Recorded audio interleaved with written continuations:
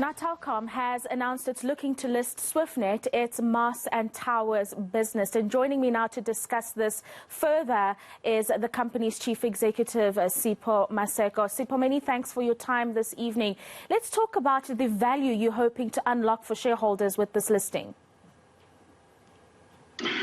So thanks for having me on your show. When we did the valuations of our towers business, we came out with a range of about 12 to 13 billion rands. We're looking to float about 20% of that, almost as the first phase in our value unlock program. And we will stagger this over the fullness of time, probably over the next 5 years, where we will be the minority shareholder. Right, and of course, this is not exclusive of other situations that have happened. I'm talking here about those delays in spectrum allocation, and that throwing a huge spanner in the works for the President's economic recovery plan.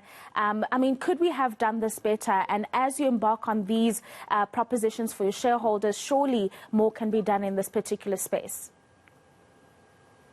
Well, absolutely. We believe that as well, that it could have been done better. We said so last year, December. And there's a criteria of 3 elements to this.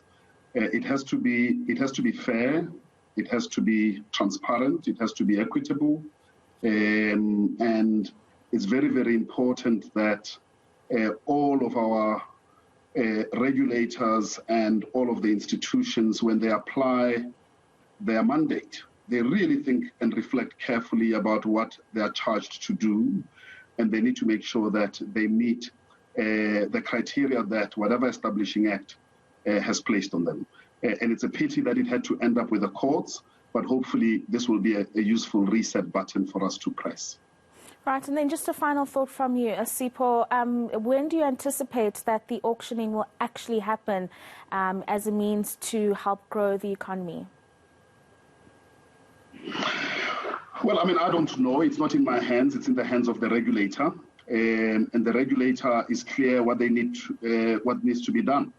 There needs to be the right consultation process, the input of the public and the industry players needs to be taken into account before we agree on what is the final spectrum allocation process, of which auction could be another form of allocation. But we are not necessarily married to an auction process. There's many ways in which you can distribute spectrum other than by auctioning it. Thank you very much for your time, Sipho, joining us there to talk about listing the towers business and the kind of value that's going to unlock for investors.